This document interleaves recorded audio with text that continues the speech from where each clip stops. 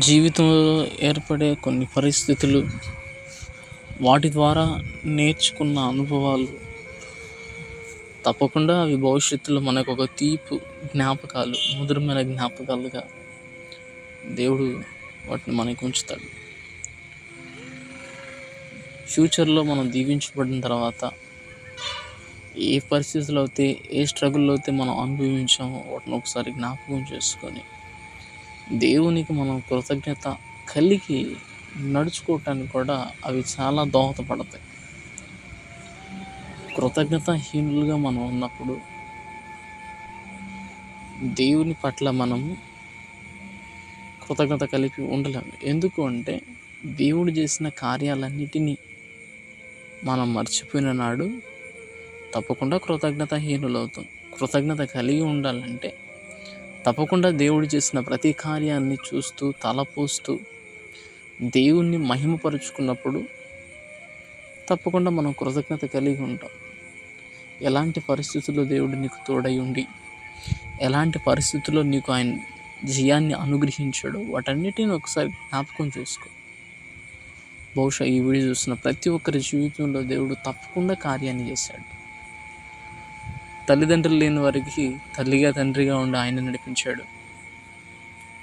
అప్పుల సమస్యల్లో కూరుకుపోయిన వారికి ఆ అప్పుల బంధకాల్లోంచి దేవుడు విడుదల పొందే మార్గాలను చూపించాడు. ఉద్యోగాలు లేక బాధపడుతూ కన్నీళ్లు గార్చే వాళ్ళకి ఉద్యోగాలను సిద్ధపరిచి వాళ్ళ ఉద్యోగంలో ఉన్నతమైన మార్గంలో ఉంచే విధంగా దేవుడు చేసి ఉండొచ్చు. ఇంకా గర్భఫలం లేక ఎంతమంది బాధపడుతున్నారో దేవుడు వారి గర్భదోషాలను తొలగించి వారికి గర్భఫలం అనుగ్రహించిన వారు ఒక్కొక్కరుగా మనం సాక్ష్యాలు వినే ఉన్నాం. రోజువారీ మన సంఘంలో పంచుకున్న సాక్ష్యాలు కూడా మనం విన్నాం. ఇలాంటి యాక్సిడెంట్ల నుంచి దేవుడు నన్ను తప్పించాడని సాక్ష్యాలు చెప్పిన వారు చాలామంది ఉన్నారు.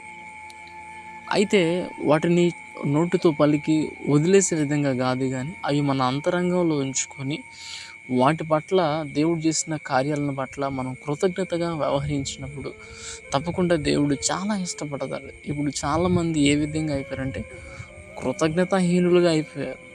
కృతజ్ఞత కలిగిన వారుగా మనం ఎప్పుడైతే దేవుని కొరకు సాక్షిగా నిలబడతామో తప్పకుండా సమాజంలో ఒక మార్పు కలుగుతుంది. సమాజం మన ప్రవర్తన చూసినప్పుడు ఆకర్షితులు అవుతారు. ఎందుకంటే మనను బట్టి కాదు, కానీ మనలో నివసిస్తున్న క్రీస్తుని బట్టి వాళ్ళు ఆకర్షించబడతారు. ప్రభువే అంటాడు కదా, మీరెవరు, నేను ఆకర్షించకపోతే ఎవరు మీ వద్దకి రాలేరని. ప్రభువే ఆకర్షించుకోవాలి. కాబట్టి ప్రభు మనలో ఉండి ఆయన స్వభావాన్ని మనం ధరించుకున్నప్పుడు అనేక మంది ఆకర్షించబడతారు. ఆకర్షించబడిన వారికి సత్యాన్ని బోధించి దేవుని యొక్క ఔన్నత్యాన్ని చూపించి సిలువ మార్గాన్ని చూపించి వారిని బాప్తిజానికి సిద్ధపరచవచ్చు. అయితే స్ట్రగుల్స్లో ఉన్నప్పుడు విపరీతంగా దేవునికి హత్తుకొని ఎప్పుడైతే దీవెన ఆయన మనకు అనుగ్రహించాడో అప్పుడు దేవునికి మనం దూరమైన సన్నివేశాలు కోకొలలుగా ఉన్నాయి. చాలామంది అలా మనకి కనబడుతున్నారు.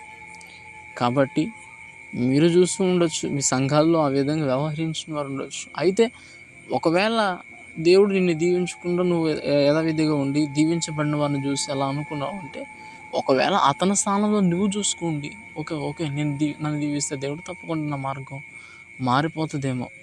కాబట్టి కీడెంచి మేలెంచుకోవాలి. కాబట్టి దాని విషయంలో జాగ్రత్త. ఎదుటి వానికి తీర్పు తీర్చేవాని కాకుండా ఒకవేళ ఆ స్థితిలో నేను పొరపాటు పడతానా లేకపోతే పొరపాటు పడనా అవన్నీ మనం చూసుకోవాలి. ఆ క్రైస్తవ జీవితంలో అనేవి మంచి చెడులు అనేవి వివేచనిచ్చే కృప ఆయన మనకి ఇచ్చాడు. కాబట్టి ఒకవేళ ఎలా ఉంటే ఎలా జరుగుతుంది అంటే కీడెంచుకొని మేలెంచుకోవాలి. కాబట్టి సహోదరులారా, కృతజ్ఞత అనేది చాలా ప్రాముఖ్యమైనది. ఆ కృతజ్ఞతను మర్చిపోయామంటే ఇక మన జీవితం లేనట్టు నదిరిస్తే బహుశా. కానీ ముఖ్యంగా దేవుడు మన జీవితంలో చేస్తున్న కార్యాలన్నిటినీ కృతజ్ఞత కలిగి వ్యవహరించండి. నేను ఎప్పుడు ప్రార్థన చేస్తూ ఉంటాను.